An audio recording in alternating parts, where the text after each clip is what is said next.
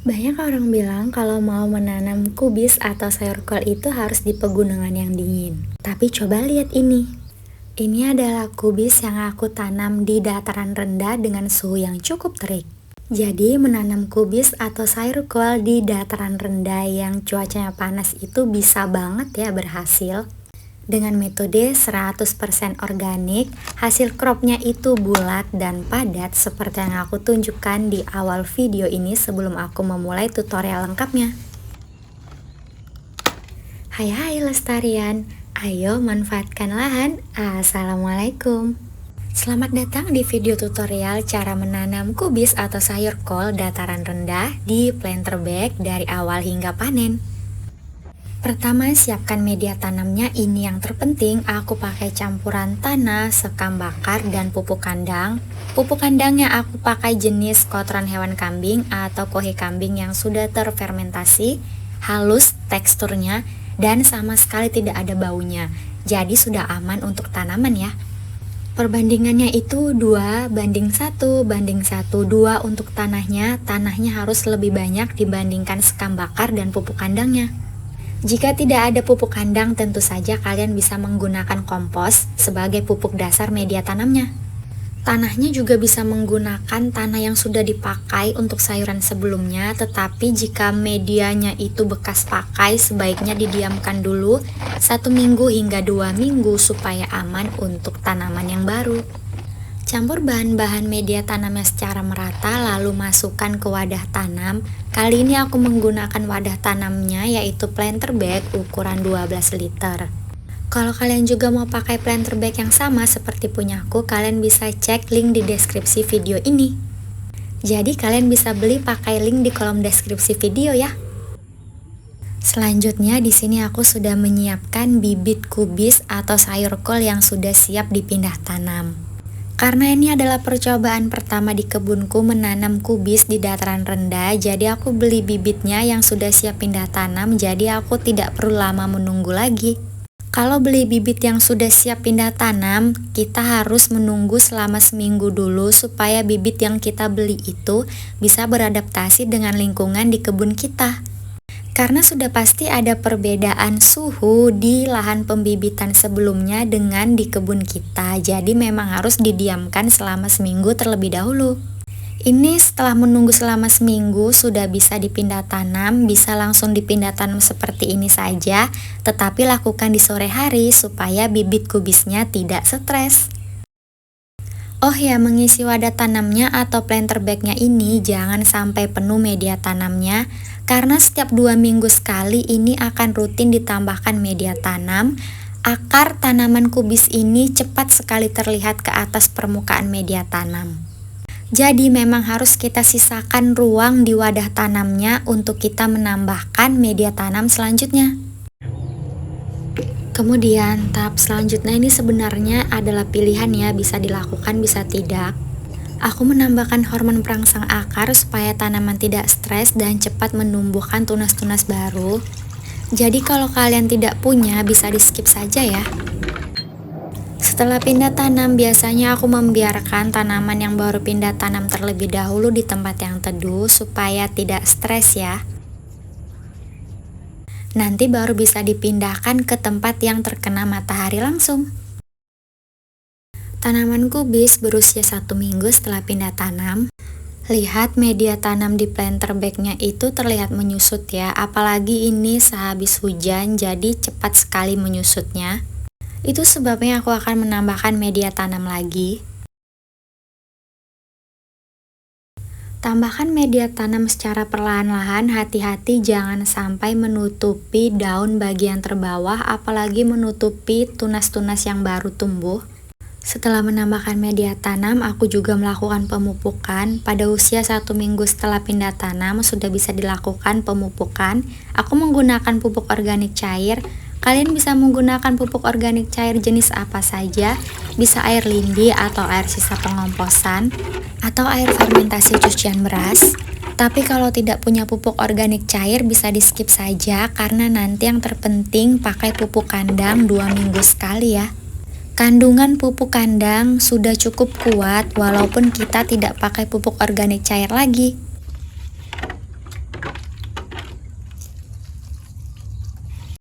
Pada minggu awal menanam kubis, aku tuh lupa menaruh kemangi di antara tanaman-tanaman kubis ya. Jadi baru sekarang aku tata tanaman kubis di antara tanaman kemangi-kemangi supaya tidak ada hama khususnya belalang ya.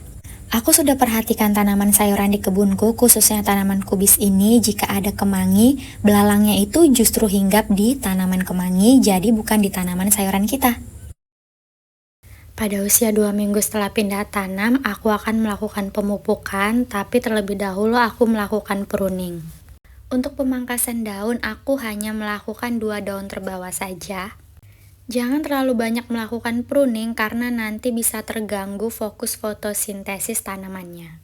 Setelah dilakukan pruning, aku menambahkan pupuk kandang karena ini 100% organik, jadi aku hanya menggunakan pupuk kotoran hewan kambing yang sudah terfermentasi.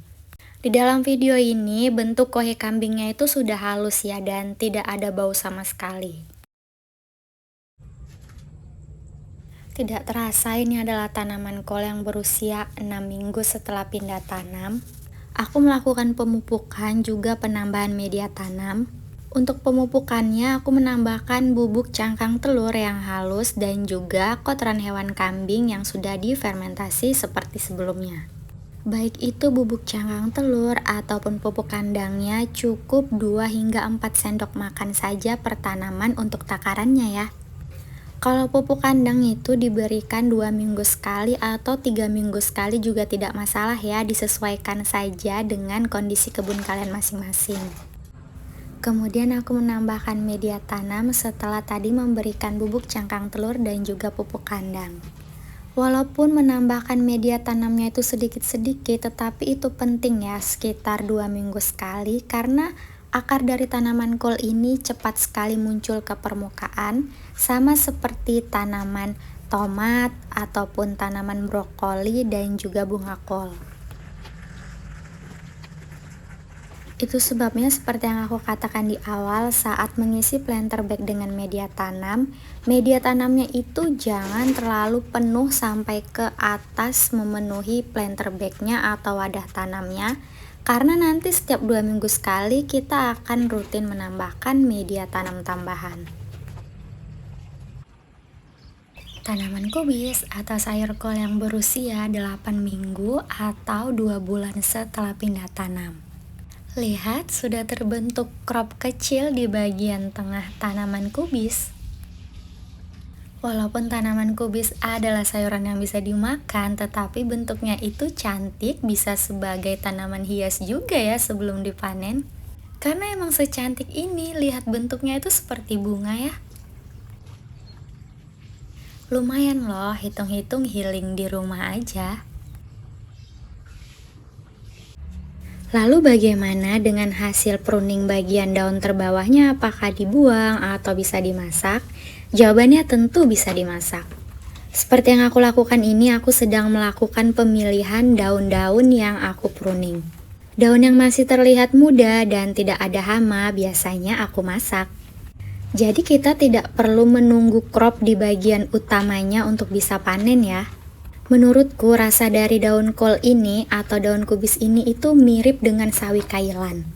Karena tekstur daun kubis ini agak keras ya, mirip seperti sawi kailan, jadi untuk memasaknya itu butuh waktu sedikit lebih lama daripada sawi mie atau sawi caisim ya. Aku tumis daun kubis dengan bawang putih dan juga saus tiram ya. Satu lagi hal yang penting yang harus diingat, jangan pruning terlalu banyak karena nanti daun-daun kubisnya itu tidak bisa fokus untuk ngekrop di bagian tengah ya.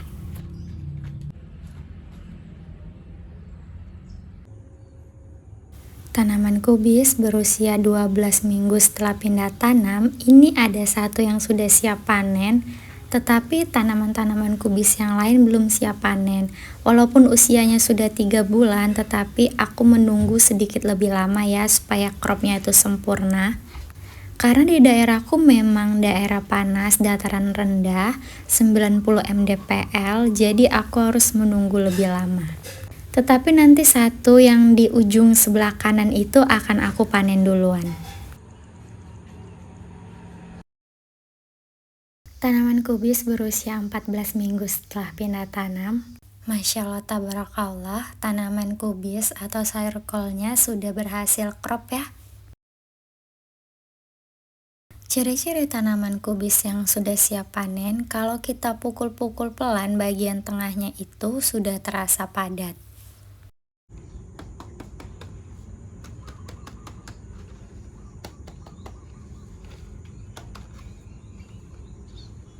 Nah, kalian bisa dengar sendiri kan suara crop di bagian tengahnya itu?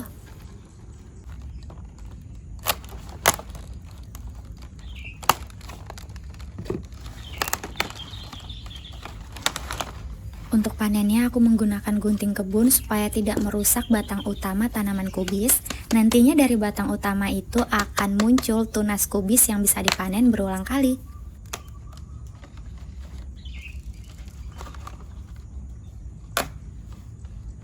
Untuk daun di lapisan kulit terluar yang menutupi crop jangan dibuang ya, karena ini juga bisa dimasak.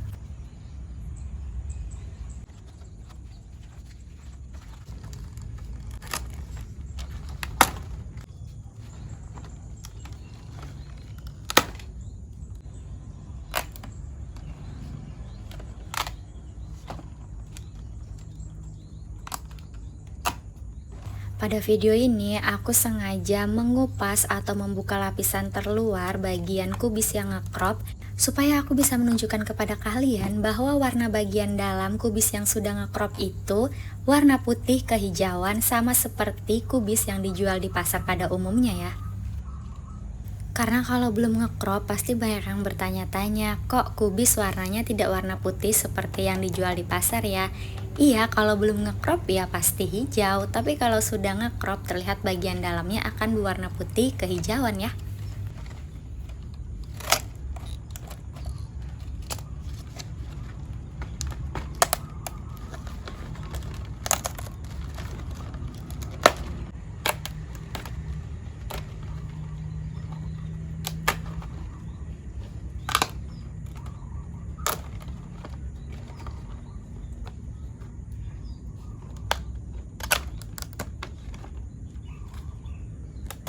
Oh ya, kalau ada daun-daun kubis yang sudah terlihat keras dan tidak enak untuk dimasak, tetap kita tidak boleh membuangnya. Kita bisa menjadikan daun-daun tersebut sebagai kompos ya. Aku penasaran untuk satu kubis itu beratnya berapa ya? Ayo ditimbang saja. Ternyata berat satu kubis itu sekitar 500 gram atau setengah kilo ya. Ada juga kubis lain yang aku timbang 600 gram, jadi kita ambil rata-ratanya untuk satu kubis itu setengah kilogram ya. Alhamdulillah ternyata hasil kubis yang aku tanam di dataran rendah itu cukup besar ya. Dengan sistem organik ternyata berhasil.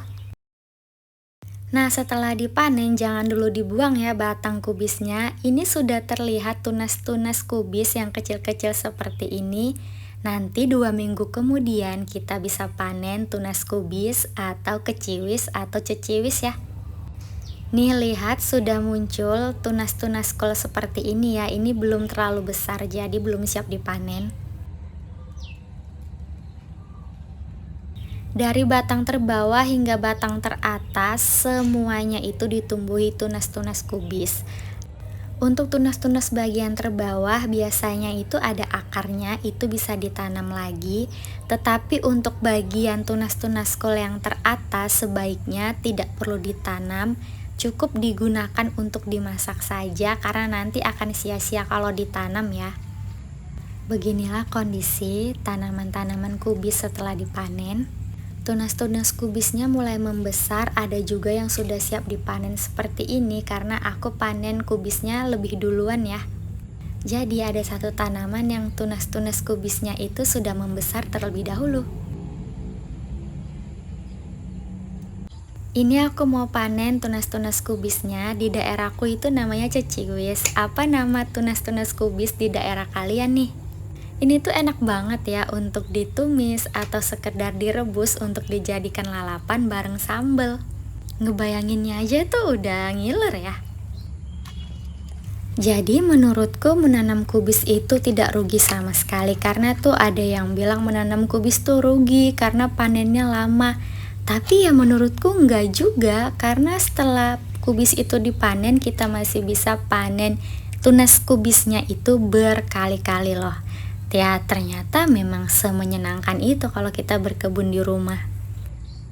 Nah sahabat lestarian, itulah tadi video lengkap cara menanam kubis atau sayur kol dataran rendah di planter bag dari awal hingga panen. Terima kasih ya sudah menonton. Assalamualaikum.